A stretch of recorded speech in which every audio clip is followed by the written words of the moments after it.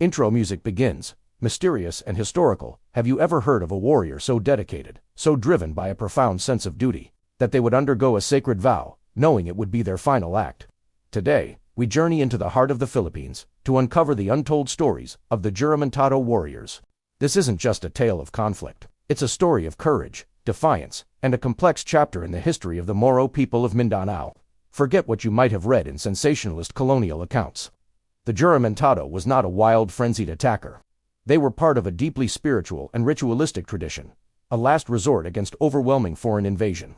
The term itself, Juramentado, comes from the Spanish word for one who has sworn an oath. This oath, known as parang sabal in the Tausig language, was a sacred pledge to defend their faith, their land, and their way of life, even unto death. Imagine this: a community is facing occupation.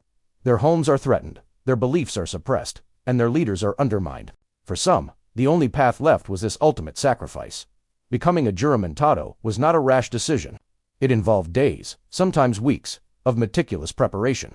The warrior would spend their time in prayer and contemplation, often guided by a religious leader, an imam. They would cleanse themselves, both physically and spiritually, preparing their soul to meet their Creator. Their family would be cared for by the community, and their debts would be settled. This wasn't an act of desperation, but a calculated, consecrated act of defiance. The ritual was rich with symbolism. The warrior would have his head shaved and eyebrows trimmed. They would dress in pure white garments, signifying their purity and readiness for martyrdom. Amulets and special prayers, believed to offer spiritual protection, were bound to their bodies. Tight cords would be wrapped around their limbs and torso. These weren't just for show. They served a practical purpose, intended to slow blood loss from any wounds they might receive, allowing them to fight on for as long as possible. The final piece was their weapon, often the iconic kris, or a razor-sharp barong, blessed and consecrated for this final, sacred duty. When the time came, the Juramentado would emerge, often during a moment of high tension or in a crowded marketplace, seeking out the highest-ranking enemy officers.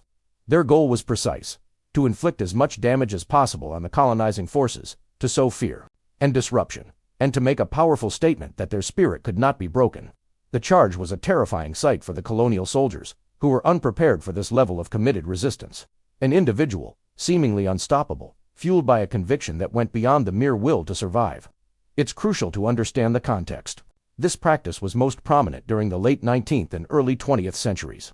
A period of intense conflict, known as the Moro Rebellion, when the United States took control of the Philippines from Spain. The American military, with its superior firepower, found itself facing a form of warfare it couldn't comprehend.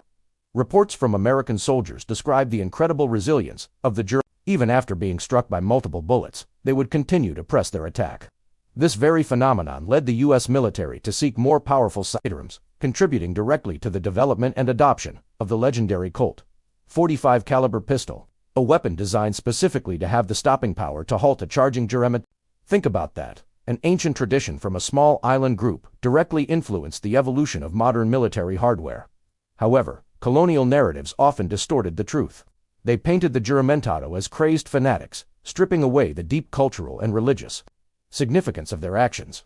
This was a deliberate tactic to dehumanize the Moro resistance and justify the brutal tactics used against them. But to their people, the Juramentado were not madmen. They were heroes. They were martyrs who made the ultimate sacrifice in a profoundly unequal struggle. Their stories were told and retold, becoming legends that inspired continued resistance against foreign rule. They were a symbol of unwavering faith and the indomitable will to be free. It's also important to distinguish the Juramentado from other forms of armed resistance. This was not guerrilla warfare in the typical sense. It was a specific, ritualized act performed by an individual, not a group tactic. It was seen as a personal, spiritual journey, a form of martyrdom. The goal wasn't just military, it was also psychological. Each Juramentado attack sent a chilling message to the occupying forces that their control was fragile, and that the spirit of the people could not be conquered by force of arms alone. As the 20th century progressed and the political landscape changed, the practice of parang sabal gradually faded. Moro leaders themselves began to discourage the practice, seeking new political avenues for autonomy and self-determination. The battlefield shifted from the physical to the ideological, yet the legacy of the Juramentado endures. It is a testament to the extremes people will go to when everything they hold dear is under threat. It's a complex and often misunderstood part of Philippine history that challenges us to look beyond simplistic labels and understand the profound motivations behind such extraordinary acts of defiance. These weren't just faceless warriors. They were fathers, sons, and husbands who made a choice, born from a deep love for their community and a fierce desire to protect their heritage. Their stories are a powerful reminder of the human cost of colonization and the enduring power of faith and conviction in the face of overwhelming odds. By remembering the Juramentado, we honor a crucial, though somber, chapter in the rich and diverse tapestry of Filipino history. We see not just the warrior, but the human being behind the oath, and the world that pushed them to make their final, courageous stand. Thank you so much for joining me on this journey into the past. Learning about these untold stories is so important for a fuller understanding of world history. If you found this story as compelling as I do, please hit that like button, and consider subscribing for more deep dives into forgotten histories. Let me know in the comments what piece of history you'd like to explore next. Until then, stay curious.